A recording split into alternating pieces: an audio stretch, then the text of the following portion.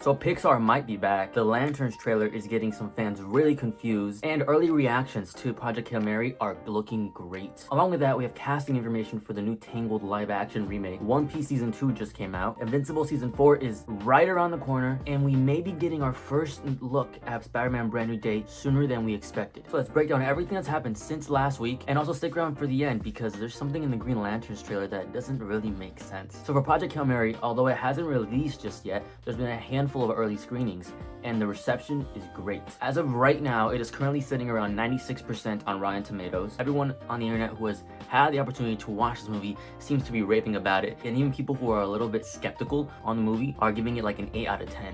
And it sounds like Phil Lord and Chris Miller, the directors, have another hit on their hands. As someone who has read Project Hail Mary, this has just raised my expectations, and I'm just even more excited to go watch it next week. On to more normie news here, we have some casting information for the new Tangled live-action remake. Fans for years have been predicting who was going to be cast as Rapunzel, who was going to be cast as Flynn Rider, as Mother Gothel. We finally have our answers. This past week, Disney announced the cast, starting off with what everyone predicted to be right. Mother Gothel is being played by Katherine Hahn. Our Rapunzel is going to be Tegan Croft, and our Flynn Rider will be Milo Mayhem. The cast looks great. I think Mother Gothel is casted perfectly.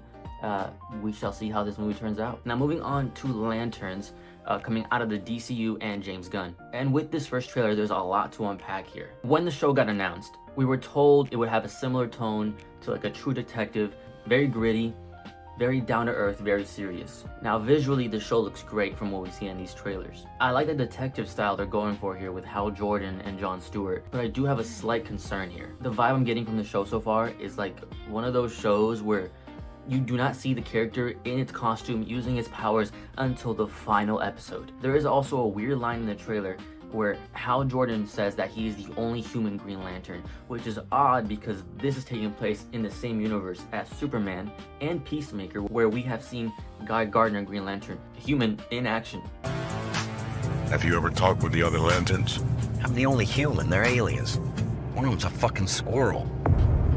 So that's definitely raising some questions, like is the show taking place before Guy Gardner? Does Hal just not know about Guy Gardner? I'm very confused on that front. And of course, that's without even touching the main issue people are having here with the trailer, the suit. The Green Lantern's oath. We have already seen brief glimpses of it, and we don't really know who it's for. It does look very brown and muddy, not really like a bright green like what we expected. But this suit could not be Hal's. It could be Abin Soares, the guy before Hal. It could be Alan Scott, the Golden Age Green Lantern. Or maybe it is Hal Jordan's and it just sucks. But I'm not ready to panic just yet. But I will say the trailer didn't necessarily get me more excited. It got me more confused and a bit concerned, but I'm still gonna be there watching it. That wasn't really ever gonna change. But you should guys definitely let me know in the comments what you guys think, because I'm very conflicted about how this show is panning out here. Another project I'm really excited about is The Legend of Aang, The Last Airbender. With filming wrapping and the cast getting their first screening of it, the director came out and said that he feels like this movie deserved to have that theatrical release it was originally planned to have. But as of right now, it is still scheduled for a streaming release of October 10th, 2026. Like I said, the cast and crew already had their private screening. The film is done, it's completed, it's literally just waiting to be released in October. With that said, we have begun seeing new images coming out for this movie of the designs of these older characters, and we also got our glimpse at the villain, who is being played by Dave Bautista, who his character looks really great here. We also get to see grown up Aang in his prime, and our look at Sokka, and our look at Zuko, the King of the Fire Nation, Toph, and of course Katara. I'm super excited for this, so let me know what you guys think.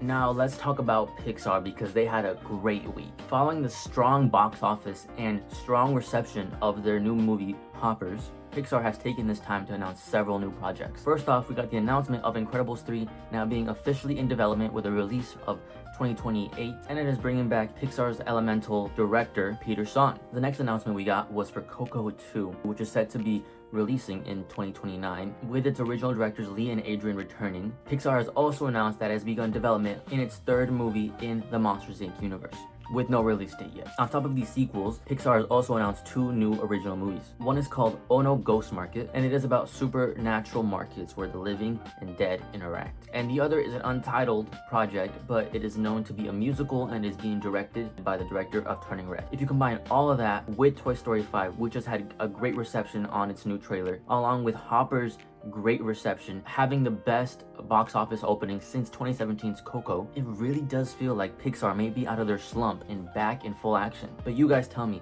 is Pixar actually back, or are we still waiting for them to prove it? Alright, to close out this video, I want to give you guys a heads up of things coming up, right? One Piece Season 2 is now streaming on Netflix with great reviews. Hoppers is now in theaters, once again with great reviews. You should go watch it.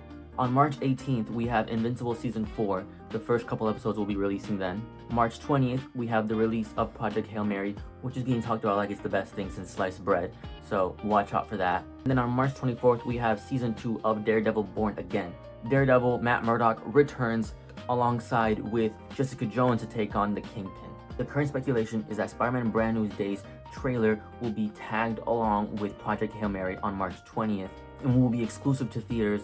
Now, we have expected the same thing coming out of GOAT back in February, so do not hold your breath to see Spider-Man, but maybe we'll see a Spider-Man trailer, or maybe we're all just still being delusional because Sony does not want to release the trailer for some reason.